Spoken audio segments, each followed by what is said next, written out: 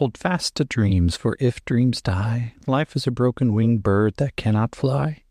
Hold fast to dreams, for when dreams go, life is a barren field frozen with snow. By Langston Hughes. And welcome back. So we will go right into some bookkeeping here, based on where we left off. Put all that stuff, almost like I moved things around for another game. So we're sitting at a chaos factor of 6. We watched as Yakim became aware that Jean-Francois may not have been all that he had seemed up front. A seemingly simple, not even quite bandit, just more of like a job thief. But as he came back to Dodge City in Kansas, he checked the bounty boards as he had brought in Valen, the bandit who had set him up and Jean-Francois. And despite the fact that they walked out of that trap, it's none the worse for wear, to be completely honest. They did, or at least Yakim took Valen back with him. Checking in, he made contact with the organization he apparently is working for, known as the JLA, the Juicer Liberation Army. Had set up shop here in Dodge City, including the head of the JLA, Julian I, the general of the JLA, and seemingly kind of like semi-recruiter who had brought Yakim into the fold. And as we learned a little bit of back history, both for Yakim and for the JLA in general, including defining one of his hindrances, finding out that his enemy actually is the coalition state, for lack of a better term, the Nazi movement for human supremacy in the domain of man in North America. But the job that he was sent out to do, which was retrieve an intact doll for effectively a local bounty to help support the JLA financially, was a bust. Julian agreed to take the doll back with him and see if he can get a couple of pennies for it. But in the process, he realized, or at least Julian could see right away, that Yakim is suffering. He is starting to go towards the final phase and the last burnout that all juicers have to face. As he took Valen back to try to get a couple of pennies for her bounty, to find out that she had absolutely none, which was an absolute shock to me when I rolled the chaos factors. But in a seemingly just random moment, he turned and asked to see if there was anything specific for his new friend, Jean-Francois, to find out that not only was there a bounty, an active bounty for him, he was on the most wanted list. And with a random roll right afterwards, a roar of a motorcycle came down the street.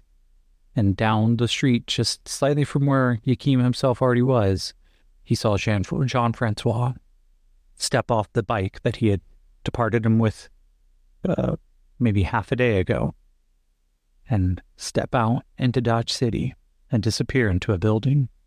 And that is where we are going to pick up. So as we move into the scene, we're going to start off right off the bat. Let's see. I don't think the fate chart's going to change too much, though that is kind of a big shift. We're going to look at, right away, that is an 8, which is above the chaos factor. So our next scene is going to move pretty much as expected.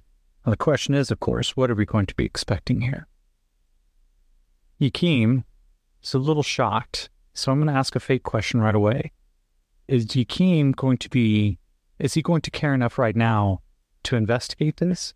Or is he going to try to see about getting a new job? So I'm going to give this honestly a likely that Yakim is going to be curious. With the chaos factor of 6, that's a 75 and below. Yakim going to follow up on Jean-Francois. That is an 82. No. So Yakim just kind of watches it over for a second.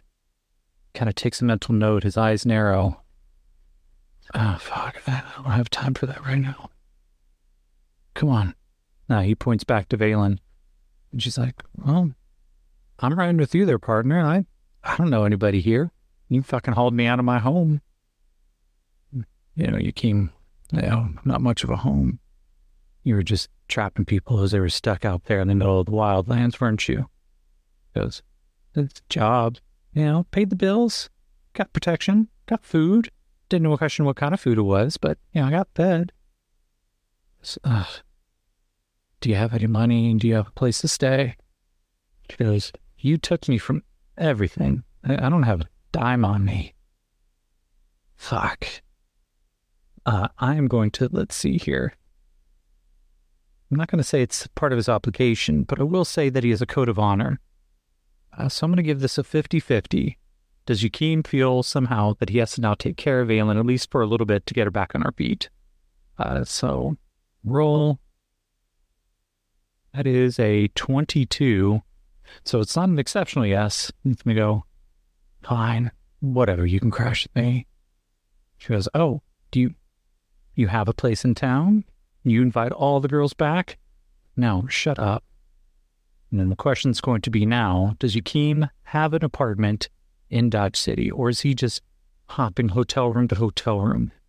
I'm going to say it's likely he has his own apartment here, but let's find out. 36, yeah. So we're now establishing Yakeem has an apartment.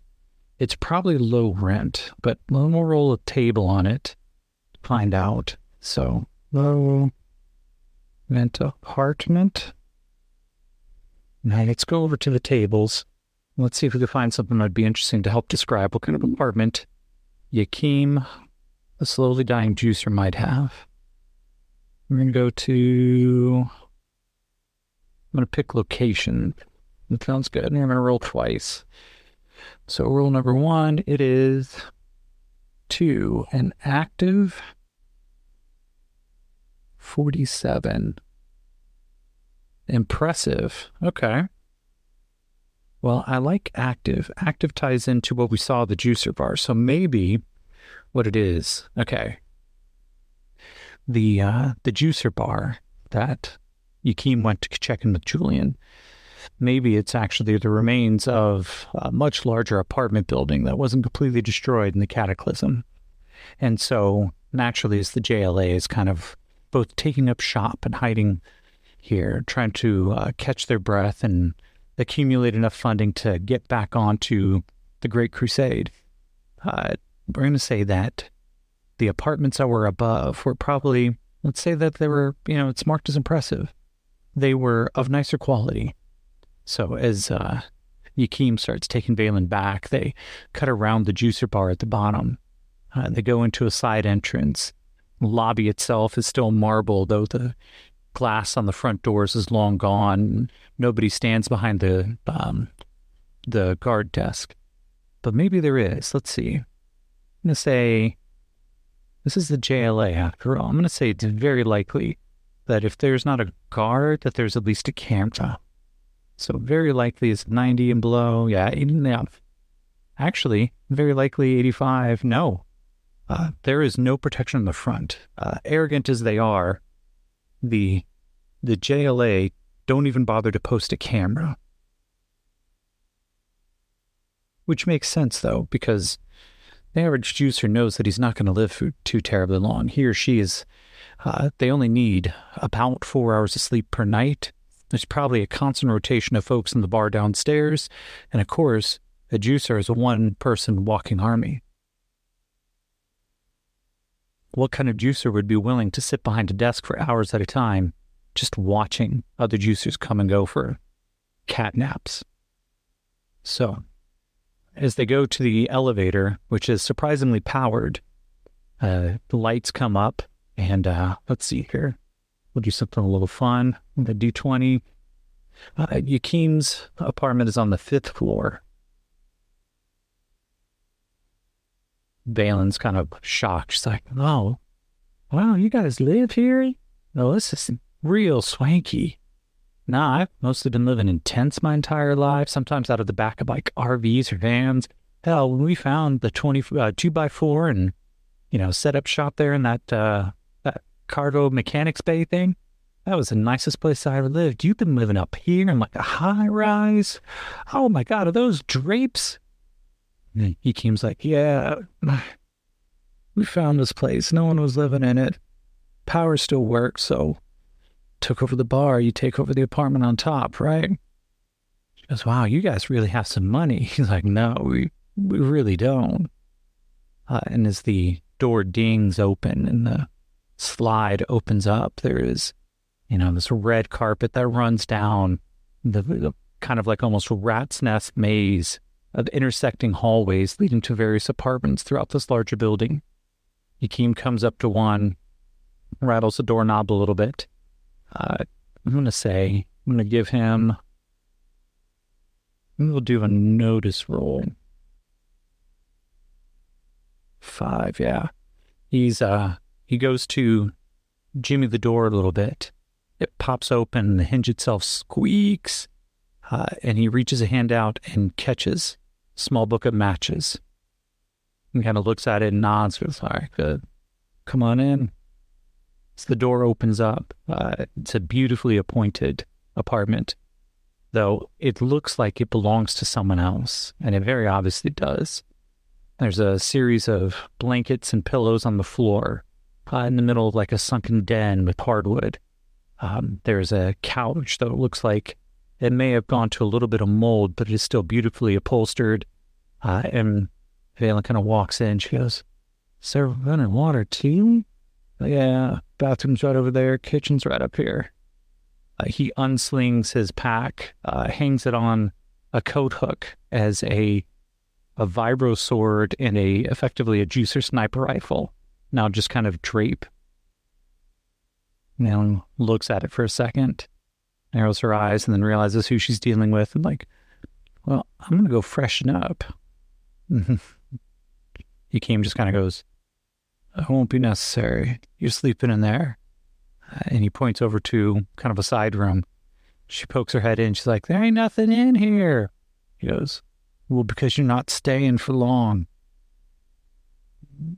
"Okay, but, it'd be nicer if I could have like some, maybe a bed, one of those big 4-poster ones. I saw one in a magazine that came from pre-apocalypse, and yeah, just go freshen up or do whatever you want. You sleep wherever you want. I'll just sleep in the other room." He goes, "Oh, okay. Well, this is only temporary." He's like, "Yes, thank you." As he settles in for a little bit, let's see, he picks up a communicator.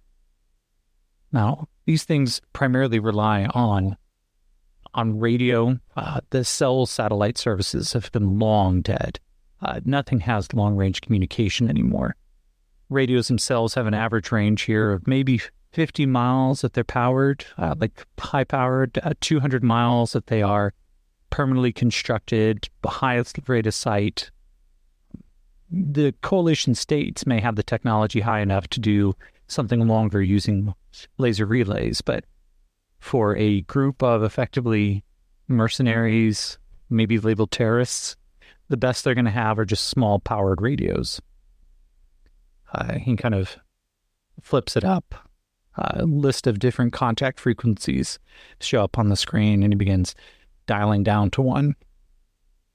And let's see, who would he contact here? Bad luck, enemy of the coalition, and obligation. I'm going to look for something here. I thought I saw a chart that does a very quick... No, I know exactly where it is. And it's in the book that I don't have. So hold tight. Just 1 second. So I am going to roll on the contacts table because I feel like he would have a contact to help him get jobs. He probably doesn't get them directly from Julian. But actually, that's a really good fake question to start with. Does JLA get their jobs directly through Julian? Does he broker everything? I'm going to give this a 50-50, which with our current chaos factor is 65. 31. So yes, they get their jobs through Julian. So he busts open the radio and just hears the crackle. Takes a couple minutes and suddenly Hey there, kiddo. What you need? Nah, Trillian goes, hey, I recognize that the last job I picked up wasn't perfect, but think there's any chance of some other work? Just get something settled and situated so I can get right out of here first thing tomorrow morning. Is that something you really want there, son? Because I'm sure I could find you something, but I want to make sure you're good to go. If you need some downtime, you need to go, talk to a patch up or a doc, you just let me know. Nah, Julian, I want to get back to work, man. All right. I'll read you something to you shortly. So let's roll and build a mission profile using the Savage Rift Game Master's Handbook, starting on page 63. And this is where we could do an adventure generator. I'm going to pick this a little bit differently than just running directly out of Mythic, because I kind of feel that the ones directly out of Savage Rifts are much more appropriate for the scene. They fit the setting, of course, by design, because it is for the setting.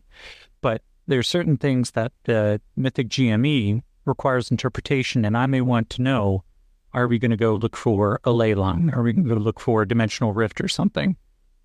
Now, the theory, the idea of Savage Rifts is that your characters all belong to the Tomorrow Legion, a band of do-gooder mercenaries who are just trying to help save the world. Obviously, Yakeem's not really that tight, so we're just going to pick a mission from the random generator as it currently sits.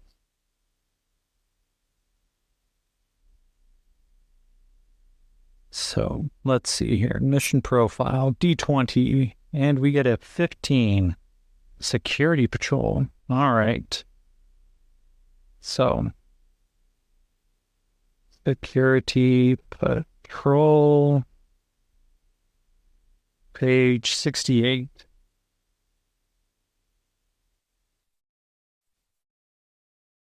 Roll on the distance table. And then draw for trouble.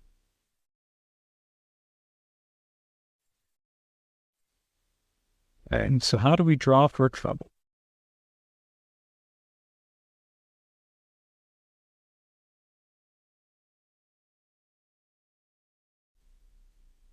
Okay, let's see here.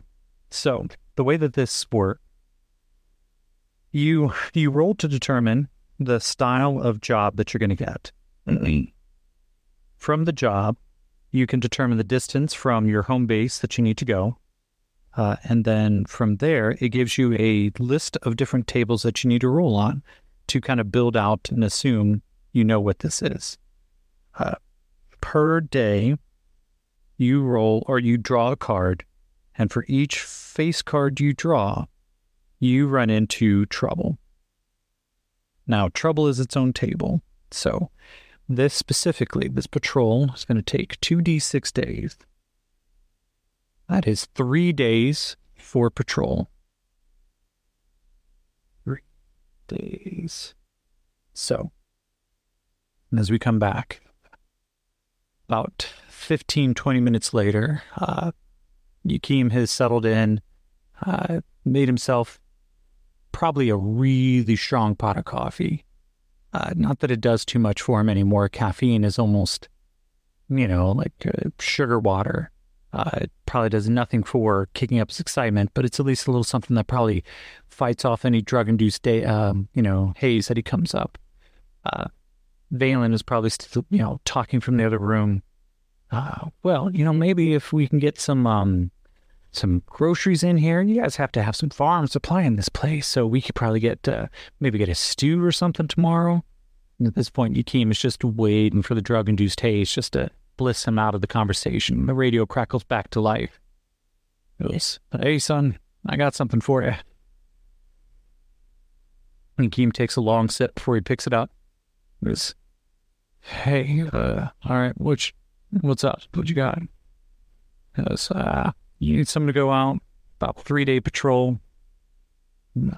As you know, coalition states, they like to poke their noses through here. They claim that Kansas is their own. We just need to make sure that we're not being hightailed, because I always suspect that coalition states takes a opportunity to steal land, but they also really do it to go see if they can find us. Julian, you really think they give a damn about us?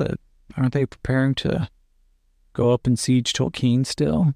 He goes, that's at least what the cover stories say. But you can never quite be too sure now, can you, son? You remember what happened there in Newtown? Yeah, no, I remember. All right. Why don't you stop by the bar first thing tomorrow, get you laid out on a map, get your radio tuned up, and you can head out first thing. All right. What's, how much of this is going back into coffers?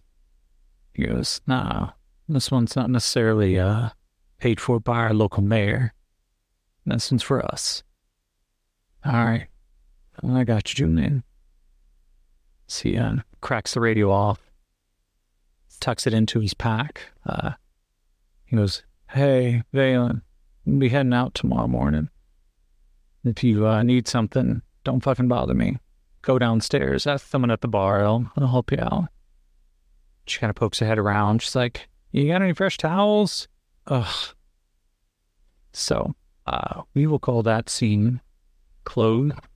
So there's a little bit of boredom and stability coming in on the fate chart, so I'm actually going to drop it down to a 5. Cut. And if we look back at our plot list, we have currently got, let's see, new thread list. We're going to add in security patrol.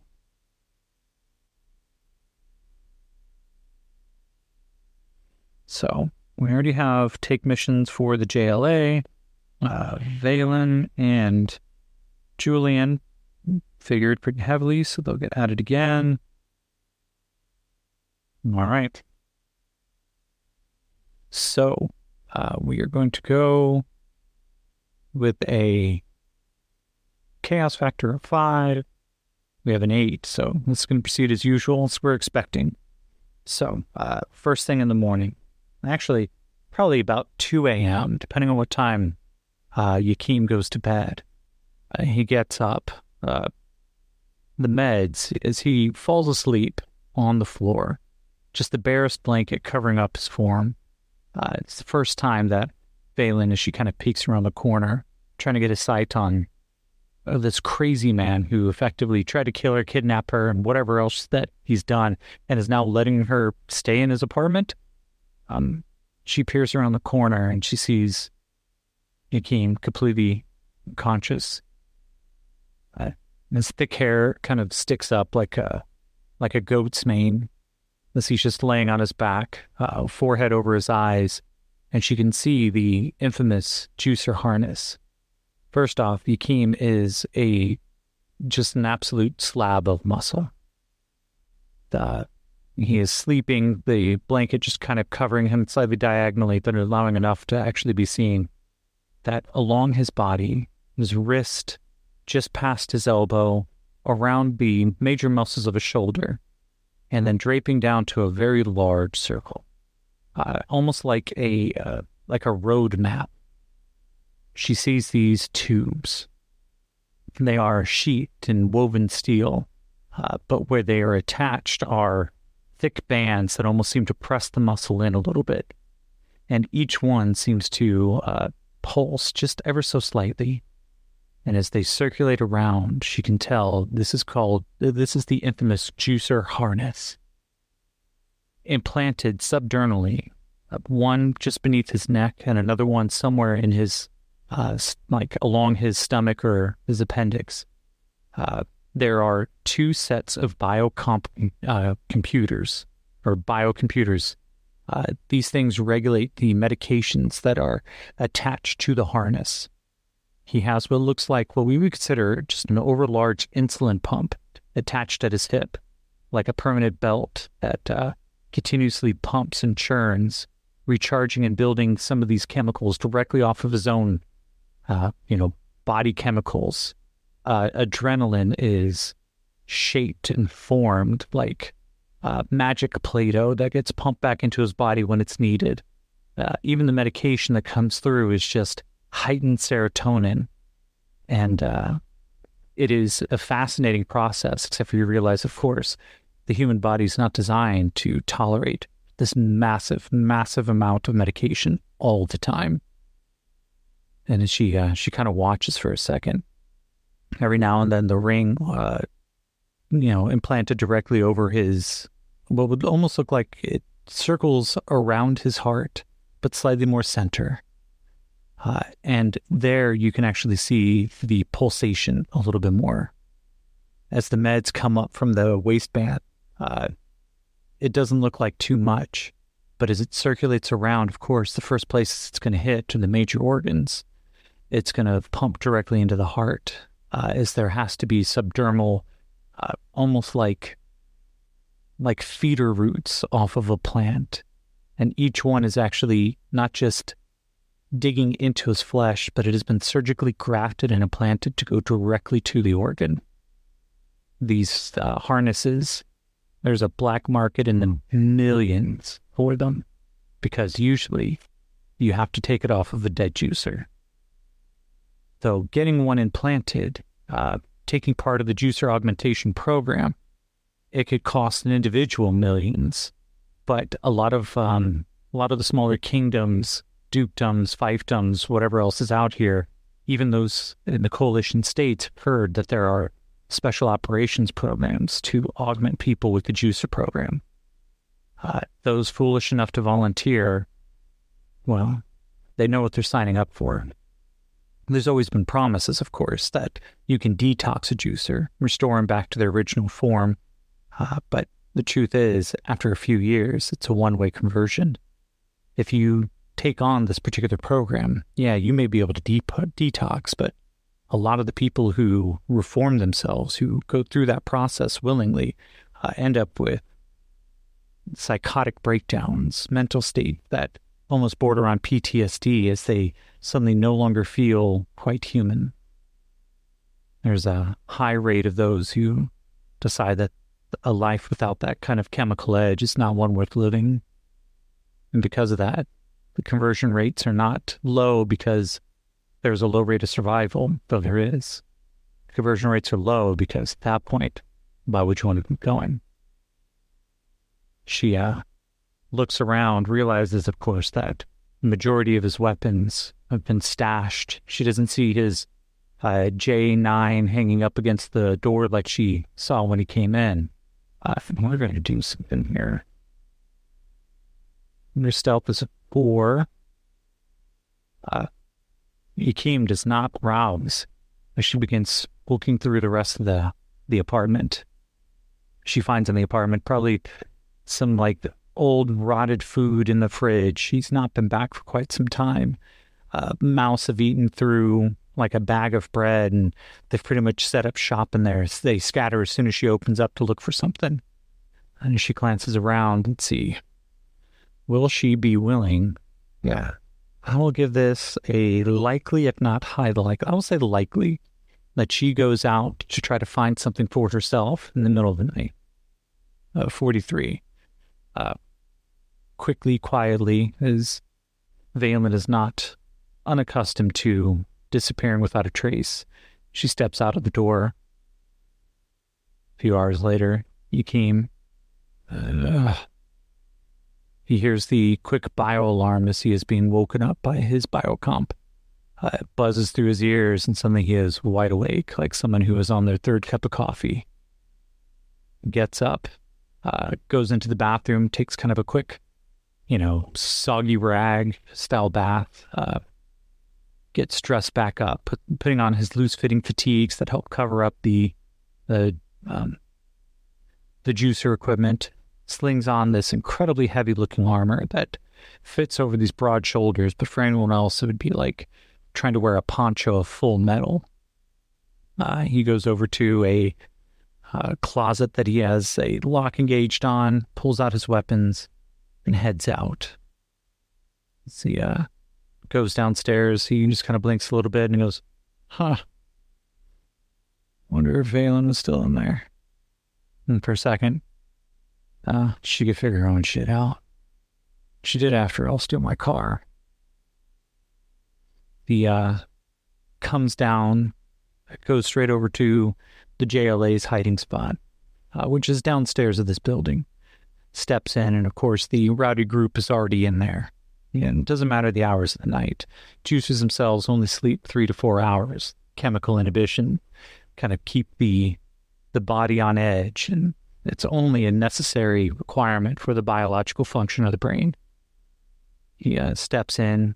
Bartender kind of waves to him, gives him a thumbs up, thumbs down signal.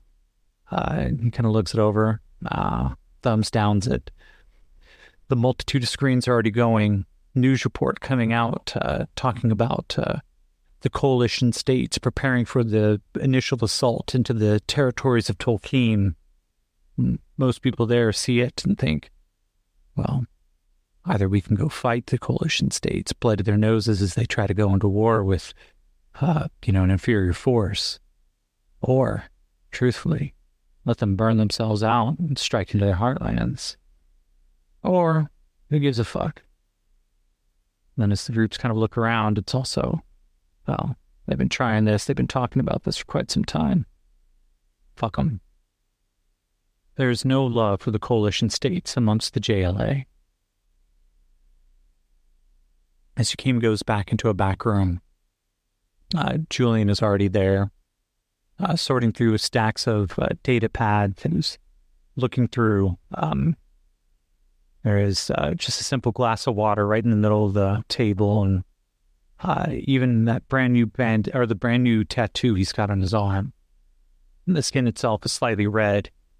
Anyone else, it would be a concern that it's not covered up and being plied with multiple layers of like ointments and tattoo healing. But for a juicer, the body's going to heal on that in just a few hours. Julian looks up. Hey, son. You picking up a job? Yeah, I called you last night about the patrol. It's like, no need to remind me, son. I know.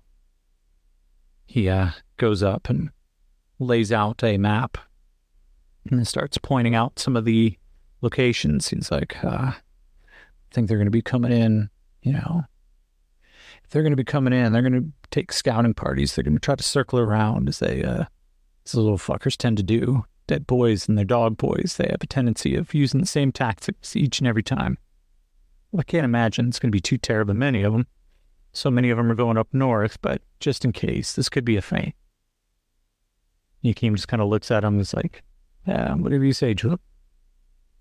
He goes, all right. Why don't you head out this way? And he starts pointing out the map. And he said that it's 3 days. He's like, right about here, it's day and a half out. That should be your midway point. Let's see. Well, another fake question to see. Is there another group that Yakim needs to catch up with for this patrol? I will say it is 50-50. Oh, shit. That is 100, which is an exceptional no. He goes, now, here's the major thing there, kid. Ain't nobody from us out there already, and this is effectively unexplored, so you need to be smart and keep your head down, all right? You're just going out as a scout. I don't need any heroics. He goes, all right. And actually, technically, it's double zeros, which means we have a random event. So let's, now for random events, I'm going to roll on the random event focus table, but then any encounters, if it's combat or something, especially if it's NPC negative or PC negative, or kind of like an ambiguous event. Oh no, ambiguous event has its own meaning. If it's either the negatives, then or NPC action, then we are going to use the random encounters table in the Game Master's book. Any else, we're going to follow the rules as normal. So let's see here. We have a random event, 54, move towards a thread. Okay.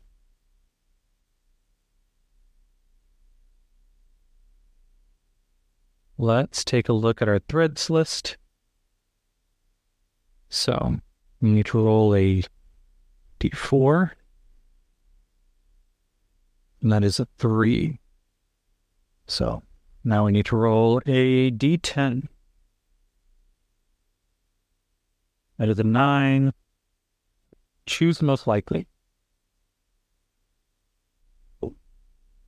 Okay. The most likely doesn't make sense, so I'm going to roll that again. Okay. As you know what we're going to say now? We're going to say I'm going to still draw 4 encounters for the 3-day trip, but we're going to say no matter what, there's a minimum of 1 encounter that's going to occur. So I'm going to draw for them now. 6 of hearts. There's 1 encounter with the Jack of clubs and the 6 of spades. So we're guaranteed to 2 encounters on this patrol.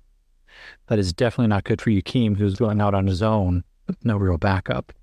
And given the fact that it was an exceptional no for whether or not there was a pickup or contact to go, this is Yakeem entirely on his own. So we will get to those encounters naturally, depending on when they occur during the day. I'll roll to try to see if I can barrel make that happen. But as Yakeem isn't aware of this doomed contract that he's about to enter into. All right, well, just need some basic equipment, stock up on water, some food. Do you have any healing kits or med kits or anything? I'll say it's considering the fact that the JLA is pretty low on funds. I'm going to say it seems very unlikely that they have spare equipment. 33, so this will be the random encounter. I just realized, of course, that the random encounters only occur on a double if they are at or below the chaos factor. So this will determine that he gets 2 encounters on this particular event. And one of those encounters, well, has an extra meaning to it. And we'll get to that when we get to it. But Julian looks him up and down and is like, oh, we ain't got shit to spare right now, son. As it is, we were hoping for kind of a big score getting that fucking doll out there, but yeah. Nah, don't even worry about it, though. Get you set up with food and water, at least. All right. Kima packs up. Let's see. It's 2D, or let me see here. I need to find out how far away the patrol is. Roll on the distance table, but at -5. Because this will determine if he needs to take his car or not. So it starts off as a D20. It's a 19. It's 2D10 times... Oh, actually, it's a 19 minus 5. So that is 14. 3D6 times 50 miles. Easily. Okay, so that is 10, 12 times 50. That can't be right. But we're going to roll with it. 12 times 50 is 600? Yeah.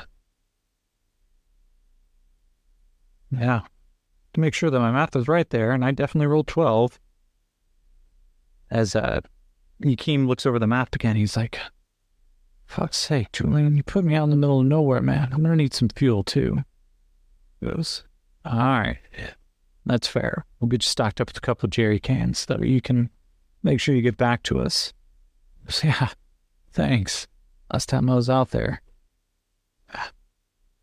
Oh, I need a mechanic to take a look at my car, too. It's been fucking up or something. He goes, well, I need you out there today, son. Is it drivable? Yeah, I guess. Just shakes and shimmies a lot. May not be too terribly great in the long run. Because bring it back. We'll get one of those eggheads to take a look. All right, man. So, as Yakeem begins to head out on his first day, his vehicle can go 6 hours for needing anything special. 6 hours, averaging at about, we'll say, yeah, this makes sense, actually. 600-mile patrol. I'd say it's 600 miles out, 600 miles back. 1,200 miles is a long distance. But we'll do 6 hours at about 50 miles per hour the first day. So that'll be 300 miles knocked off. So this will take him, it said 3 days. We're going to probably round it up to 4, just to make sure that the distances make sense. So we're going to draw one more card off the deck. 6 of clubs. So he's only got the 2 troubles. The first day he heads out. I'm going to roll on the chaos factor. Actually, we'll call that first scene done, and we're going to go right into the next day, which we'll do fairly quickly. Given the shittiness of this particular job that he just got, we're going to bump the chaos factor up. In addition, let's see here. I believe the threads list, he is currently on specifically the security patrol job, so we're not going to do too much there. So let's roll for the chaos factor. 4, okay. So on a 4, remember correctly, that is an interrupt scene. Okay. So he sets out the first couple of hours. Roll a D10, 7, make 2 adjustments. 5, remove an object. 1, remove a character. Okay. Let's see which character we're going to remove, because we've got quite a few. 3. No. 2. Okay. He radios back in. Says, hey, Julian, heading out to the first mile marker. I'm going to be getting outside radio range in just a little bit. I just want to check to make sure is everything all right.